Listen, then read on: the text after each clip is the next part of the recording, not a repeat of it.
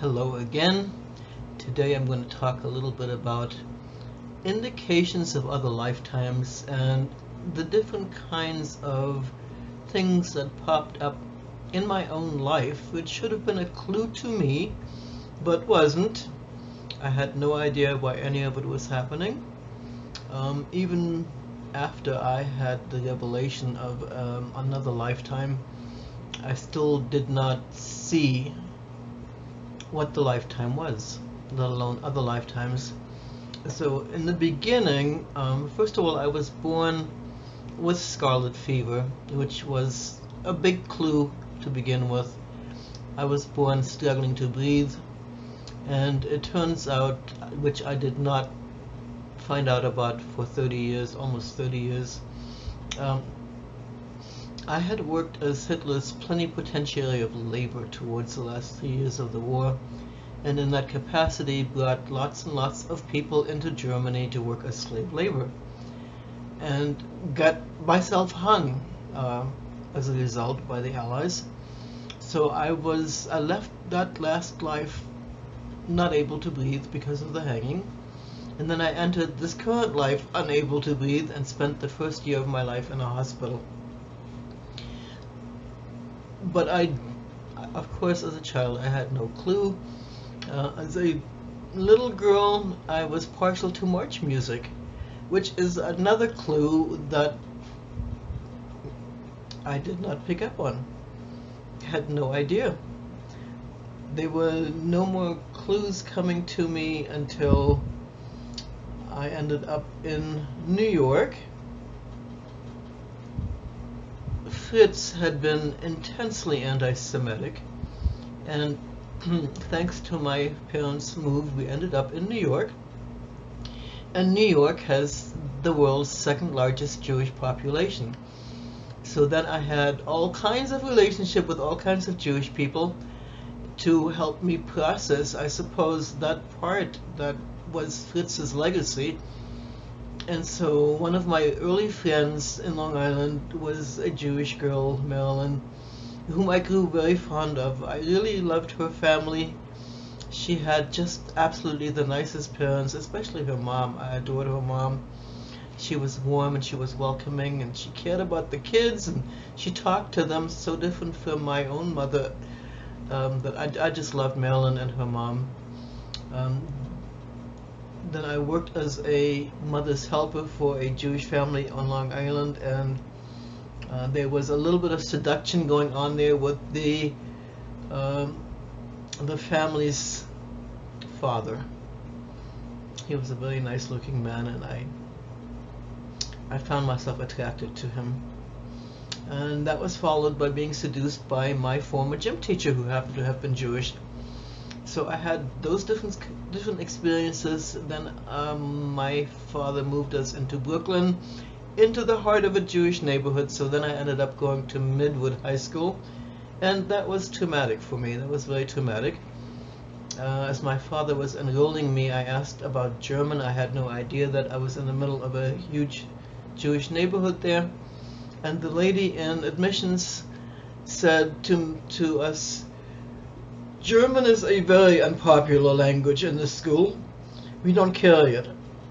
So that was a clue to me that, this would not be a good experience for me, but my father didn't pick up on that. And before that experience was over, I ended up getting into a physical altercation with some of the girls. So my memory of being in that school was that there was a lot of hatred directed towards me, which, I mean, truly it was understandable, right? I was 16 years old at the time. It had been 18 years since the war ended, not that long ago, right? And in the middle of a Jewish neighborhood where Hitler and the Holocaust are topics of conversation daily. They were daily topics of conversation. And the student body, many of them were hell-bent on going to Israel and helping the country bloom, going and living on a kibbutz during the summer months. So I did not really make friends with anybody at that school. I felt hated. I felt like I was Hitler's emissary. Um, and I had no idea that I was carrying that energy, that Fritz energy with me. So lots of different ways to process the things that you pick up that you need to resolve, the problems that you need to work on. And I didn't realize that I was supposed to be working on this. Then the next thing that happened that should have been a clue to me but wasn't, because I was clueless. I ended up in New York City at Julia Richmond High School. I ended up being the art editor of the high school art literary magazine there. And I did such a bang-up job that our school was getting art awards for it. And so then at graduation, I was supposed to go up on the stage to receive the award and say a few words about the Bluebird. And the idea that I would be singled out to be looked at by hundreds and hundreds of people in that huge auditorium at Julia Richmond sent me into such a panic that I told the people rehearsing us for graduation that I couldn't possibly be there because my parents were taking me to Hawaii. And it was a complete lie. I just lied right on the spot because I was so panic-stricken at the thought of having that many eyeballs looking at me. And of course I did not know yet about this guy Fritz spending his last year as a defendant with the other Nazis in the dock and having hundreds of people looking at them.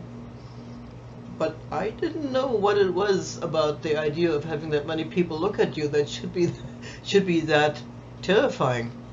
I suppose the idea was they're going to look at you, they're going to judge you, and then you're going to die. And it was, I could not possibly have gone through with that graduation. So I asked a friend of mine to pick up my diploma and my art award. It wasn't until I was almost 30 and at the dentist under nitrous oxide that I started to find out about other lifetimes, and I fought the knowledge. In the beginning, when the information would begin to bubble up, I would quickly get out of the nitrous, and so that I would not have to hear about it.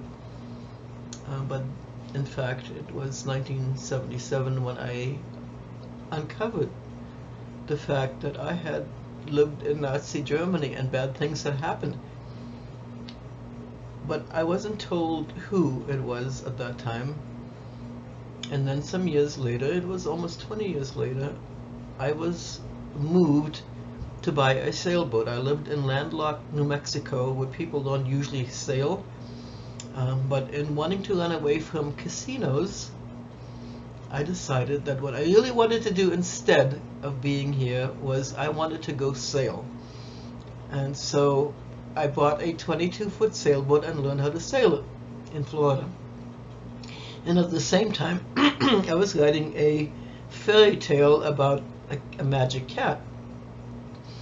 And I needed to have a father who was absent in the story, and so I invented a merchant marine father for the little girl character, not realizing that the guy who was hung, who caused me to have breathing problems when I was born, had been a merchant marine before he became a Nazi. But again, I was still clueless about this. It wasn't until a Jungian analyst put me through some paces that I actually got to see this guy Fritz. So there are all of these indications about other lifetimes, and we can just simply ignore them. We don't know necessarily what they're all about. But pay attention when things that are really unusual come into your life.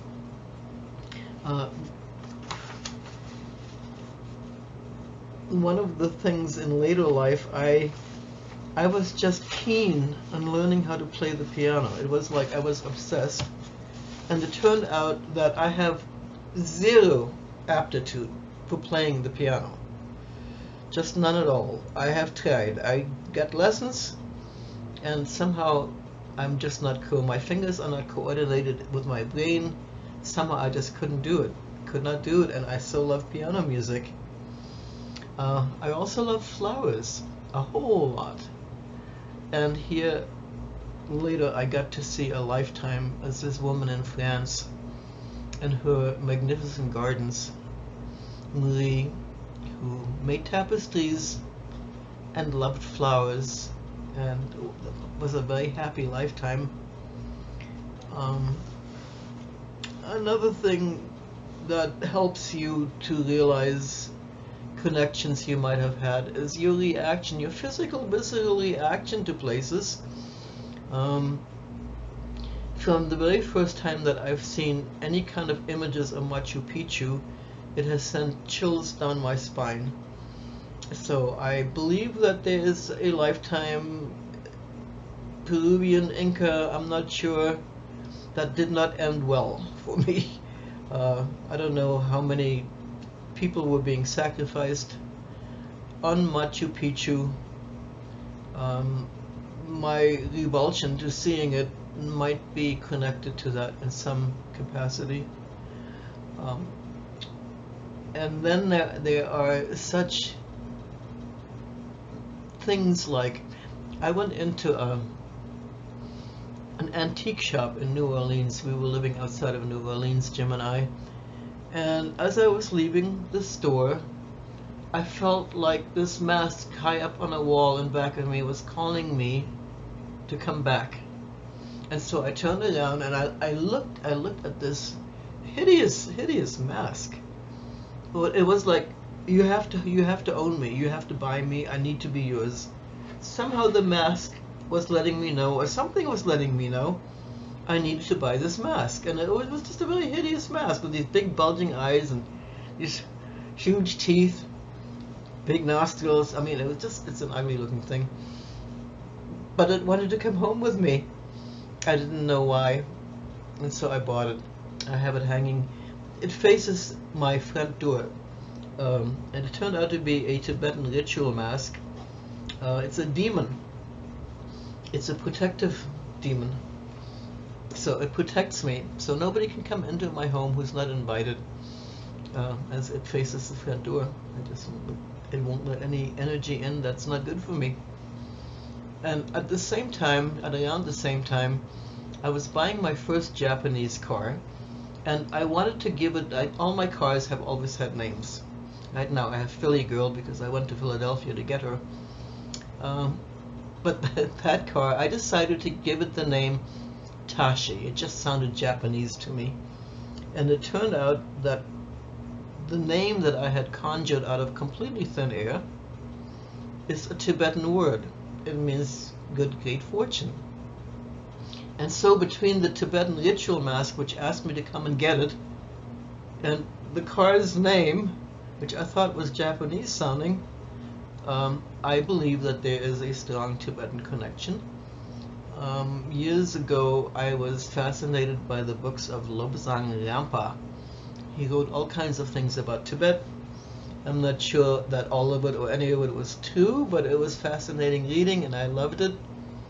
So those are examples of how the other life impinges.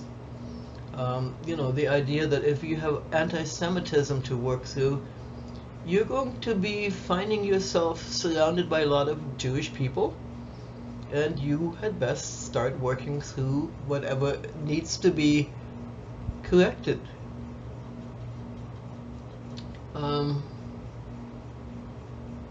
I'm sure that there are lots and lots of other instances which I have missed, because you really have to be alert to this. Why are you so interested in a particular culture? Probably because you lived happily in that culture and it really resonates for you. So those are just some examples from my own life, and we all have different examples if we choose to look at what it is that we're seeing. And that can be really tricky. So, wishing you all a good week and good health. Ciao.